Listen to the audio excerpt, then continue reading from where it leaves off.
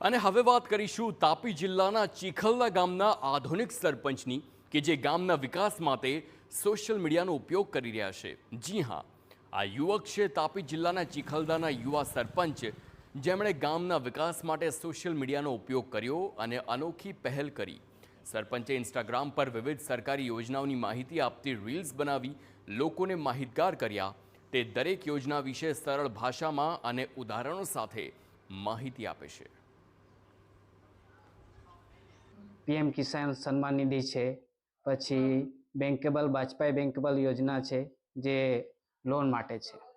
શિક્ષિત બેરોજગારોનો લાભ લઈ શકે છે અને એવી રીતે ઘણી બધી યોજના છે। આવાસની યોજના છે, વ્યક્તિગત આવાસ છે, પછી કુંવરબાઈનું મામેરું છે, વિધવા સહાય છે, પછી નિરાધાર વૃદ્ધ વય વંદના, ખેતીવાડીની યોજના હોય તો ખેતીવાડીની અંદર પણ ઘણી બધી એવી યોજનાઓ આવે છે, જેમ કે ટ્રેક્ટર સહાય છે, મશીનથી લઈને પંપ સેટથી લઈને પાઇપલાઇનથી લઈને અલગ અલગ બધી યોજનાઓ। એ યોજનાકીય માહિતી હું ઇન્સ્ટાગ્રામ પર આપું છું અને ઘણા ખરા આખા ગુજરાતમાંથી મારા પર મેસેજ આવે છે, ફોન આવે છે અને એઓને હું સમયસર રિપ્લાય આપીને એઓને માહિતી પૂરી પાડું છું।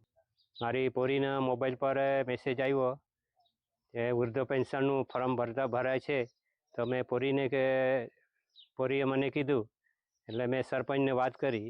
સરપંચે મારી પાસે જે કાગળિયા બનાવવાના હતા તે કાગળિયા આપી દીધા। સરપંચે તાલુકામાં જિલ્લામાં આપ્યા, ત્યાંથી પછી મારે 1000 રૂપિયાનું પેન્શન ચાલુ થઈ ગયેલું છે અને સરપંચને સારી કામગીરી છે એના માટે આભાર માનું છું। તો સરપંચ દ્વારા સરકારની મોટા ભાગની યોજના જેમ કે પીએમ કિસાન પેન્શન યોજના, ગૃહ નિર્માણ યોજના હોય કે અન્ય લોક કલ્યાણકારી યોજનાઓ બધી રીલ્સના માધ્યમથી ગ્રામજનો સુધી પહોંચે છે। ગામના લોકો યોજનાઓ વિશે જાણે છે અને તેનો સીધો જ લાભ લઈ રહ્યા છે। મેં મોબાઈલ પર ઇન્સ્ટાગ્રામ પર ચીખલદાના સરપંચ શ્રી રિપિનભાઈનો મેં વિડીયો જોયો। એમાં સરકારલક્ષી ઘણી બધી યોજનાઓની માહિતી તેમણે આપી છે, જેમાં ટ્રેક્ટરને લઈને મેં માહિતી જોઈ અને તેમણે જણાવ્યું હતું કે એ પ્રમાણે સરકારી કાયદેસર કેટલા ડોક્યુમેન્ટ સાથે તમે સરકારી સહાય સાથે ટ્રેક્ટર લઈ શકો છો।